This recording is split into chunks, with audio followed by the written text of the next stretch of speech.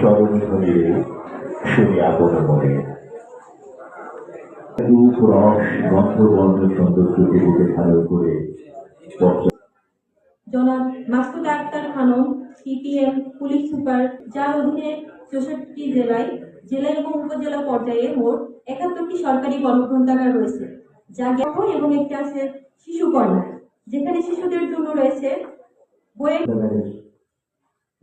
সম্মানিত গ্রন্থাগারিক যারা চাকরির জন্য প্রিপারেশন নিচ্ছে, তারা আসলে জব। আমরা একটি কথা আলোচিত হতে শুনছি ইদানিং, তো অনেক কিছু আসলে বলার আছে থাকে।